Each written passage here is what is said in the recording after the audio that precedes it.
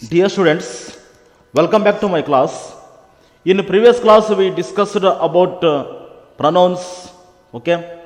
Personal pronouns, first person, second person, and third person, okay? And then, now I am going to teach you pronouns, so especially reflective pronoun. Reflexive pronoun, okay? So ಹಾಗಾದ್ರೆ ನಾವು ಕಳೆದ ಕ್ಲಾಸಲ್ಲಿ ಏನಪ್ಪ ಅಂದರೆ ಈ ಪರ್ಸನ್ಗಳ ಬಗ್ಗೆ ನಾವು study ಮಾಡಿದ್ವಿ, ಓಕೆ?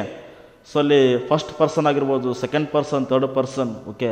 ಸಬ್ಜೆಕ್ಟಿವ್, ಆಬ್ಜೆಕ್ಟಿವ್, ಹೌದಾ? And possessive. ಸೊ ಇವುಗಳನ್ನು ನಾವು ಅಧ್ಯಯನ ಮಾಡಿದ್ವಿ. ಸೊ ಇವತ್ತೇನಪ್ಪ ಅಂದರೆ ಈ ರಿಫ್ಲೆಕ್ಸಿವ್ ಪ್ರನೌನ್ ಅಂದರೆ ಏನು ಅಂತ ಇಲ್ಲೇ ನೋಡೋಣ, ಓಕೆ? ಆದರೆ reflexive pronoun means A pronoun used with self or selves, ನೋಡಿ, self or selves, to reflect the action of the vary on the subject, okay? ಹಾಗಾದರೆ ಸೊ ಇಲ್ಲಿ ರಿಫ್ಲೆಕ್ಸಿವ್ ಅಂತಂದರೆ ಒಂದು ಆ್ಯಕ್ಷನನ್ನು ಹೇಳಬೇಕಾದ್ರೆ ಸೆಲ್ಫ್ ಆರ್ ಸೆಲ್ಫ್ಸ್, ಓಕೆ? ಅಂದರೆ ನಾನು ನನ್ನಷ್ಟಕ್ಕೆ ಪಾಠ ಮಾಡಿದೆ, ಹೌದಾ? ನಾನು ನನ್ನಷ್ಟಕ್ಕೆ ಒಂದು ಕೆಲಸ ಮಾಡಿದೆ, ನೀನು ನಿನ್ನಷ್ಟಕ್ಕೆ ಒಂದು ಕೆಲಸ ಮಾಡಿದಿ, ಹೌದಾ? ಅವರು ಅವರಷ್ಟಕ್ಕೆ ಒಂದು ಕೆಲಸ ಮಾಡಿದರು. ಸೊ ಹೀಗೆ ಒಂದು ಆ್ಯಕ್ಷನನ್ನು ನನ್ನಷ್ಟಕ್ಕೆ, ನಮ್ಮಷ್ಟಕ್ಕೆ, ನಿನ್ನಷ್ಟಕ್ಕೆ, ನಿಮ್ಮಷ್ಟಕ್ಕೆ ಅಂತ ಹೇಳಬೇಕಾದ್ರೆ ನಾವಿಲ್ಲೇ ಈ ಪ್ರನೌನನ್ನು ಯೂಸ್ ಮಾಡ್ತೀವಿ. So for example, myself, ಹೌದಾ? Yourselves, ourselves, okay? Yourself, herself, himself, itself, ಹೌದಾ? ಸೊ ಈಗ ನಾವು ಸೆಲ್ಫ್ ಅಂದರೆ ಸಿಂಗ್ಯುಲರ್ ಅಂತ ತಗೋಬೇಕಿಲ್ಲ, ಸೆಲ್ಫ್ಸ್ ಅಂದರೆ ಪ್ಲೂರಲ್ ಆಗುತ್ತೆ, ಹೌದಾ?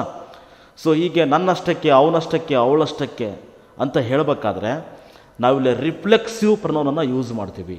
ಹಾಗಾದರೆ ರಿಫ್ಲೆಕ್ಸಿವ್ ಪ್ರನೌನ್ಸ್ಗಳು ಯಾವ ಹೇಳಿ? Myself, yourself, himself, herself, ಇವೆಲ್ಲ ಏನಾಗ್ತವೆ ಹೇಳಿ?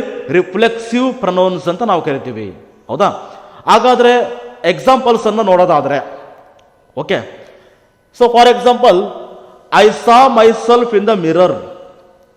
I saw myself in the mirror. ನಾನು ನನ್ನಷ್ಟಕ್ಕೆ ಕನ್ನಡಿಯಲ್ಲಿ ನೋಡಿಕೊಂಡೆ, okay? So here what? Myself is the reflexive pronoun, okay? And then we hurt ourselves. ನಮ್ಮಷ್ಟಕ್ಕೆ ನಾವೇ ಏನಪ್ಪ ಅಂದ್ರೆ ಒಂಥರ ಏನಪ್ಪ ಹರ್ಟ್ ಮಾಡ್ಕೊಂಡ್ವಿ ಅಂತ, ನಮ್ಮಷ್ಟಕ್ಕೆ ನಾವೇ ಹರ್ಟ್ ಮಾಡ್ಕೊಂಡ್ವಿ, ಹೌದಾ?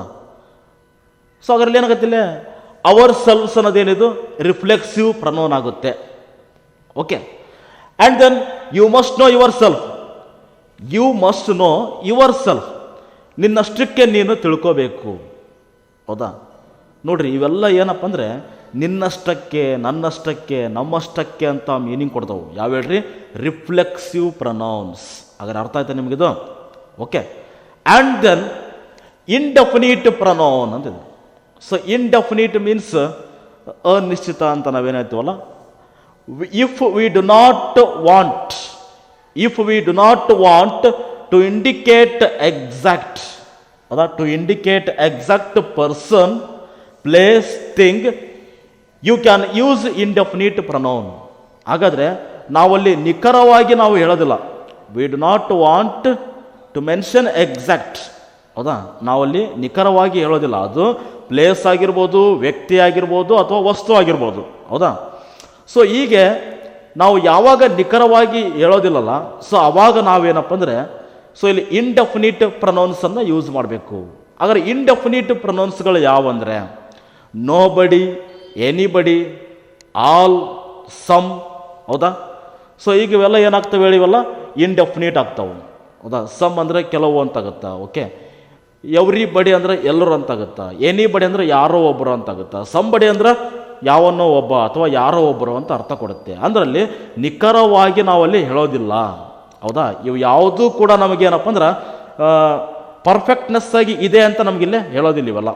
ಸೊ ಹೀಗಾಗಿ ನಾವು ಇದನ್ನೇನಪ್ಪ ಅಂದ್ರೆ ಇಂಡೆಫಿನಿಟ್ ಪ್ರೊನೌನ್ಸ್ಗಳಾಗಿ ನಾವು ಇವನ್ನ ಯೂಸ್ ಮಾಡ್ತೀವಿ. ಸೊ ಫಾರ್ ಎಕ್ಸಾಂಪಲ್ ನೋಡೋದಾದರೆ, ಸೊ ಎಕ್ಸಾಂಪಲ್ ನೋಡಿದ್ರೆ ನಿಮ್ಗೆ ಗೊತ್ತಾಗುತ್ತೆ. So for example, somebody eight my cake.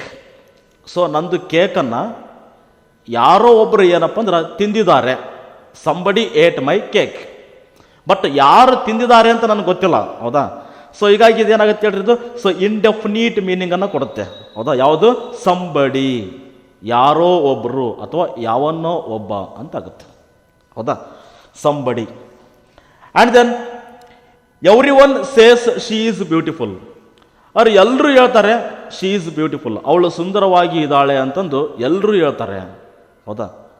So ಹಾಗಾದ್ರೆ ಇದೇನಾಗುತ್ತೆ ಹೇಳ್ರಿ, ಇದು ಎವ್ರಿ ಒನ್ ಅಂದರೆ ಎಲ್ಲರೂ, ಹೌದಾ? ಸೊ ಇದು ಇಂಥದ್ದೇ ಅಥವಾ ಇಂಥವ ವ್ಯಕ್ತಿನೇ ಅಂತ ನಮಗಿಲ್ಲಿ ಹೇಳ್ತಾ ಇಲ್ಲ ನಾನು, ಹೌದಾ? ಸೊ ಇದೇ ವ್ಯಕ್ತಿನೇ ಹೇಳ್ತಾ ಇದ್ದಾನೆ ಅಂತ ಇಲ್ಲಿದ ಅರ್ಥ ಕೊಡೋದಿಲ್ಲ. ಎವ್ರಿ ಒನ್ ಅಂದರೆ ಎಲ್ಲರೂ ಅಂತಾಗುತ್ತೆ, ಕರೆಕ್ಟಾ? And then does anyone know what happening here? Does anyone know what happening here? ಇಲ್ಲಿ ಏನು ಆಗ್ತಾ ಇದೆ ಅಂತಂದು ಯಾರಿಗಾದರೂ ಗೊತ್ತಾ? ಯಾರಿಗಾದರೂ ಗೊತ್ತಾ ಅಂತ ಇದು ಮೀನಿಂಗನ್ನು ಕೊಡುತ್ತೆ. ಸೊ ಯಾರಿಗಾದರೂ ಅಂದರೆ ಎನಿ ಒನ್, ಹೌದಾ? ಸೊ ಇಂಥವ್ರೆ ಅಂತ ನಾವಿಲ್ಲಿ ಹೇಳ್ತಾ ಇಲ್ಲ, ಕರೆಕ್ಟಾ? ಸೊ ಹೀಗಾಗಿ ಏನಾಗುತ್ತೆ ಹೇಳಿದು, ಈ ಸಂಬಡಿ ಆಗಿರ್ಬೋದು, ಎವ್ರಿ ಒನ್ ಆಗಿರ್ಬೋದು, ಎನಿ ಒನ್ ಆಗಿರ್ಬೋದು, ಸಮ್ ಆಗಿರ್ಬೋದು, ಎವ್ರಿ ಆಗಿರ್ಬೋದು, ಆಲ್ ಆಗಿರ್ಬೋದು, ಇವೆಲ್ಲವೂ ನಮಗೇನಪ್ಪ ಅಂದರೆ ಸೊ ಇಂಡೆಫಿನಿಟನ್ನು ಹೇಳ್ತಾ ಇದ್ದಾವೆ, ಅಂದರೆ ದಟ್ ಮೀನ್ಸ್ ಇಂಡೆಫಿನಿಟ್ ಮೀನಿಂಗನ್ನು ಕೊಡ್ತಾ ಇದ್ದಾವೆ. ಸೊ ಅದಕ್ಕೋಸ್ಕರ ಇವುಗಳಿಗೆ ನಾವು ಏನು ಕರಿತೀವಪ್ಪ ಅಂದರೆ ಇಂಡೆಫಿನಿಟ್ ಪ್ರೊನೌನ್ಸ್ ಅಂತ ನಾವು ಕರಿತೀವಿ. ಓಕೆ, ಸೊ ಇದು ನಿಮ್ಗೆ ಕ್ಲಿಯರ್ ಆಯ್ತಾ? ಆ್ಯಂಡ್ ದೆನ್ ರಿಲೇಟಿವ್ ಪ್ರೊನೌನ್ ನೋಡ್ರಿ, ಇದು ಸಂಬಂಧವನ್ನು ಸೂಚಿಸುತ್ತದೆ, ಹೌದಾ? ಹಾಗಾದರೆ used for nouns which are mentioned previously can be used to join two sentence. ನಾವು ಆಲ್ರೆಡಿ ನೌನನ್ನು ಮೆನ್ಷನ್ ಮಾಡಿರ್ತೀವಿ ಪ್ರೀವಿಯಸ್, ಹೌದಾ? ಆಲ್ರೆಡಿ ನೌನನ್ನು ಮೆನ್ಷನ್ ಮಾಡಿರ್ತೀವಿ, ಬಟ್ ನಾವಲ್ಲಿ ಏನಪ್ಪ ಅಂದರೆ ಸೊ ಈ ರಿಲೇಟಿವ್ ಪ್ರೊನೌನ್ಸನ್ನು ತೊಗೊತೀವಿ. ಸೊ ಫಾರ್ ಎಕ್ಸಾಂಪಲ್ ಹೂ ಆಗಿರ್ಬೋದು, ವಿಚ್ ಆಗಿರ್ಬೋದು, ವೇರ್ ಆಗಿರ್ಬೋದು, ಹೌದಾ? ಆ್ಯಂಡ್ ದೆನ್ ಹೂಮ್ ಆಗಿರ್ಬೋದು, ಊಸ್ ಆಗಿರ್ಬೋದು, ಡೆಟ್ ಆಗಿರ್ಬೋದು. ಸೊ ಇವುಗಳನ್ನು ತಗೊಂಡು ನಾವೇನಪ್ಪ ಅಂದ್ರೆ ಸೆಂಟೆನ್ಸನ್ನು ಜಾಯಿನ್ ಮಾಡ್ತೀವಿ, ಹೌದಾ? ಸೊ ಈಗ ನಾವು ಸಂಬಂಧವನ್ನು ಕೊಟ್ಟು ಅಲ್ಲಿ ಜಾಯಿನ್ ಮಾಡ್ತೀವಲ್ಲ, ಸೊ ಇದಕ್ಕೆ ನಾವೇನಪ್ಪ ಅಂದರೆ ರಿಲೇಟಿವ್ ಪ್ರೊನೌನ್ ಅಂತ ಕರಿತೀವಿ. ಓಕೆ, ಆಲ್ರೆಡಿ ನೌನಲ್ಲಿ ಮೆನ್ಷನ್ ಆಗಿರುತ್ತೆ, ಬಟ್ ಅದನ್ನೇ ನಾವೇನಪ್ಪ ಜಾಯಿನ್ ಮಾಡಿ ಹೇಳ್ತೀವಿ. ಏನನ್ನು ಜಾಯಿನ್ ಮಾಡಿ ಹೇಳ್ತೀವಿ ಅಲ್ಲಿ? ಈ ಪ್ರೊನೌನ್ಸನ್ನು ತಗೊಂಡು ಸೆಂಟೆನ್ಸನ್ನು, ಟು ಸೆಂಟೆನ್ಸನ್ನು ಜಾಯಿನ್ ಮಾಡಿ ಹೇಳ್ತೀವಲ್ಲ, ಅದು ಏನಂದರೆ ರಿಲೇಟಿವ್ ಪ್ರೊನೌನ್. ಸೊ ಎಕ್ಸಾಂಪಲ್ಸನ್ನು ನೋಡಿದರೆ ನಿಮಗೆ ಅರ್ಥ ಆಗುತ್ತೆ. So for example, so this is the place, ನೋಡಿ ಇದೇ ಸ್ಥಳ, ದಿಸ್ ಈಸ್ ದ ಪ್ಲೇಸ್. ನೋಡಿ ಪ್ಲೇಸ್ ಏನಿದು ಆಲ್ರೆಡಿ ನಾವಿಲ್ಲಿ ಮೆನ್ಷನ್ ಮಾಡಿದ್ವಿ ಈಗ ಅಲ್ಲೇ. Okay, this is the place where we met, where we met. ಹಾಗಾದರೆ ಈ ವೇರ್ ಅನ್ನೋದು ಏನಿದೆಯಲ್ಲ ರಿಲೇಟಿವ್ ಪ್ರೊನೌನ್, ಇದೇನಿದು ರಿಲೇಟಿವ್ ಪ್ರೊನೌನ್. ಸೊ ಈ ರಿಲೇಟಿವ್ ಪ್ರೊನೌನ್ ವೇರ್ ಏನಿದೆಯಲ್ಲ ಇದೇನು ಮಾಡುತ್ತೆ? ಜಾಯಿನ್ ಮಾಡಿ ಹೇಳುತ್ತೆ. This is the place where we met. ಇದೇ ಸ್ಥಳ, ನಾವೇನು ಭೇಟಿಯಾಗಿದ್ವಲ್ಲ ಅದೇ ಸ್ಥಳ ಇದು, ಹೌದಾ? This is the place where we met. ಇವಾಗಲೇ ಒಂದು ಸಲ ನಾವು ಭೇಟಿಯಾಗಿದ್ವಲ್ಲ ಅದೇ ಪ್ಲೇಸೇ ಇದು ಅಂತ ನಾವಿಲ್ಲಿ ಹೇಳ್ತೀವಿ ಇಲ್ಲಿ, ಹೌದಾ? ಸೊ ಇಲ್ಲಿ ಪ್ಲೇಸ್, ಈ ಪ್ಲೇಸನ್ನು ಏನು ಮಾಡ್ತೀವಿ ಇಲ್ಲಿ? ವೇರ್ ವಿ ಮೆಟ್ ಅಂತ ಹೇಳ್ತೀವಿ ಇಲ್ಲಿ, ವೇರ್, ಹೌದಾ? This is the place where we met, ಹೌದಾ? ಆ್ಯಂಡ್ ದೆನ್ ದ ಗರ್ಲ್, ಹೌದಾ? The girl. ಸೊ ಗರ್ಲ್ ಏನಿದು? ನೌನ್, ಹೌದಾ? ಓಕೆ, ಆಲ್ರೆಡಿ ನಾವಿಲ್ಲಿ ಗರ್ಲ್ನ ಮೆನ್ಷನ್ ಮಾಡಿದ್ದೀವಿ ಈಗ, ಹೌದಾ? ಬಟ್ ನಾವು ಇದಕ್ಕೆ ಏನು ಮಾಡ್ತೀವಿ ಈಗ? ರಿಲೇಟಿವ್ ಪ್ರೊನೌನನ್ನು ಯೂಸ್ ಮಾಡ್ತೀವಿ. ಹೇಗೆ ಹೇಳ್ರಿ? The girl whom you wanted to marry, ಹೌದಾ? Whom you wanted to marry ಅಂದರೆ ನೀನು ಯಾರನ್ನ ಮದುವೆ ಆಗ್ಬೇಕಂತೇನು ನೀನೇನು ಬಯಸಿದ್ದಲ್ಲ, so this is the girl, ಅದೇ ಹುಡುಗಿ, ಹೌದಾ? This is the girl whom you wanted to marry, ಹೌದಾ? ಹಾಗಾದರೆ ಇದು ಹೂಮ್ ಅನ್ನೋದೇನಿದು? Relative pronoun. ಓಕೆ, ನಾವು ಹೂಮನ್ನು ಯಾರಿಗೆ ರೆಫರ್ ಮಾಡಕತ್ತೀವಿ? ಇಲ್ಲೇ ಗರ್ಲ್, ಹೌದಾ? ಈ ನೌನ್ಗೆ ನಾವಿಲ್ಲೇ ರೆಫರ್ ಮಾಡ್ತಾ ಇದ್ದೀವಿ, ಹೌದಾ? ಸೊ ಹಾಗಾದ್ರೆ ದಿಸ್ ಈಸ್ ದ ಗರ್ಲ್, ಹೌದಾ? This is the girl. Okay, so girl is also noun. That I talked about, that I talked about, ಹೌದಾ? This is the girl that I talked about. So ನಾ ಏನು ಮಾತಾಡಿದ್ನಲ್ಲ, so ಯಾರನ್ನ ಕುರಿತು ನಾ ಏನು ಮಾತಾಡಿದ್ನಲ್ಲ so ಅದೇ ಹುಡುಗಿ, ದಿಸ್ ಈಸ್ ದ ಗರ್ಲ್. ಹೌದಾ? ಸೊ ಹೀಗೆ ನಾವು ಈ ದಟ್ ಅನ್ನೋದು ಕೂಡ ಏನಾಗ್ತಿಲ್ಲ, ರಿಲೇಟಿವ್ ಪ್ರನೌನ್ ಆಯಿತು. ಹೌದಾ? ಸೊ ಹೀಗೆ ನಾವು ರಿಲೇಟಿವ್ ಪ್ರೊನೌನ್ಸನ್ನು ಏನು ಮಾಡ್ತೀವಿ, ನಾವಿಲ್ಲೇ ಯೂಸ್ ಮಾಡ್ತೀವಿ. ಓಕೆ, ಅರ್ಥ ಆಯ್ತಾ ನಿಮ್ಗೆ? ಆಲ್ರೆಡಿ ಮೆನ್ಷನ್ ಆಗಿರ್ತಕ್ಕಂಥ ನೌನನ್ನು ನಾವು ರಿಲೇಟಿವ್ ಪ್ರೊನೌನನ್ನು ಯೂಸ್ ಮಾಡಿ ಸೊ ಸೆಂಟೆನ್ಸನ್ನು ಏನು ಮಾಡ್ತೀವಿ, ಅಲ್ಲಿ ಜಾಯಿನ್ ಮಾಡಿ ಹೇಳ್ತೀವಿ. ಸೊ ಹಿಯರ್ ದಟ್ ಏನು ಮಾಡುತ್ತೇಳಿ, ಈ ಗರ್ಲನ್ನು ರೆಫರ್ ಮಾಡುತ್ತೆ. ಹೌದಾ? ಆ್ಯಂಡ್ ಹಿಯರ್ ಹೂಮ್ ಅಂದರೆ ಯಾರು ಅಂತ. ಹೌದಾ? ಹೂಮ್ ಯಾರಿಗೆ. ಓಕೆ, ಸೊ ಇದು ಹೂಮ್ ಏನು ರೆಫರ್ ಮಾಡುತ್ತೆ, girl. And here place noun. So where ಅಂದರೆ ಏನಿದು, place. This is the place, ಇದೇ ಸ್ಥಳ, ನಾವೇನು ಎಲ್ಲಿ ಭೇಟಿಯಾಗಿದ್ವಲ್ಲ ಅದೇ ಸ್ಥಳ ಇದು. ಹೌದಾ? ಸೊ ಹೀಗೆ ರಿಲೇಟಿವ್ ಪ್ರೊನೌನ್ಸನ್ನು ಯೂಸ್ ಮಾಡ್ತೀವಿ. ಆ್ಯಂಡ್ ರಿಲೇಟಿವ್ ಪ್ರೊನೌನ್ಸ್ ಆದ ನಂತರ ಸೊ ನೆಕ್ಸ್ಟ್ ಏನಪ್ಪ, ಎಂಪ್ಯಾಟಿಕ್ ಪ್ರೊನೌನ್ ಅಂತಿದೆ ನೋಡ್ರಿ. ಸೊ ಎಂಪ್ಯಾಟಿಕ್ ಮೀನ್ಸ್ ಫೋರ್ಸ್ಫುಲ್ಲಾಗಿ ಹೇಳೋದು ಅಥವಾ ಒತ್ತಿ ಹೇಳೋದು ಒಂದು ವಿಷಯದ ಬಗ್ಗೆ. ಹೌದಾ? ಸೊ ಹೇಗಪ್ಪ ಅಂದರೆ A pronoun used for the sake of ಎಂಪ್ಯಾಸಿಸ್ is called empathic pronoun.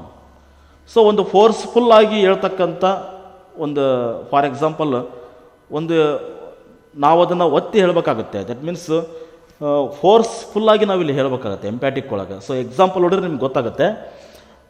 I myself showed you the way. So ಇಲ್ಲಿ ಏನಪ್ಪ ಅಂದರೆ ಮೈಸೆಲ್ಫ್ ಇದೆ ನೋಡಿದ್ದು, ಏನಿದು ಎಂಪ್ಯಾಟಿಕ್ ಪ್ರೊನೌನ್ ಇದು. ಸೊ ಇಲ್ಲಿ ಏನಾಗುತ್ತೆ, ಇಲ್ಲಿ ಫೋರ್ಸ್ ಆಗಿ ಹೇಳ್ತೀವಿ ನಾವಿಲ್ಲಿ, ನಾನು ನನ್ನಷ್ಟಕ್ಕೆ, ನಾನು ನನ್ನಷ್ಟಕ್ಕೆ. So showed you the way, ನಿನಗೆ ನಾನೇನು ಮಾಡ್ತೀನಿ, ದಾರಿ ತೋರಿಸ್ತೀನಿ. ಅಂದರೆ ನಾನೇ ನಿನಗೆ ದಾರಿ ತೋರಿಸ್ತೀನಿ. ಹೌದಾ? ಸ್ವಲ್ಪ ಇಲ್ಲೇನಪ್ಪ ಎಂಪ್ಯಾಸಿಸ್ ಮಾಡುತ್ತಿದ್ದು. ಹೌದಾ? ಸೊ ಹೀಗಾಗಿ ಇಲ್ಲೇನಪ್ಪ ನಾವಿಲ್ಲಿ ಮೈಸೆಲ್ಫ್ ಅನ್ನೋದು ಏನಾಗುತ್ತೆ, ಎಂಪ್ಯಾಟಿಕ್ ಪ್ರೊನೌನ್ ಆಗುತ್ತೆ. Okay, and you yourself can explain it to me. You yourself ಅಂದರೆ ನೀನೇ ಮಾತ್ರ ಏನಪ್ಪ ಅಂದ್ರೆ ಇಲ್ಲಿ ಎಕ್ಸ್ಪ್ಲೇನ್ ಮಾಡ್ಬೇಕು ನನಗೆ ಅಂತ.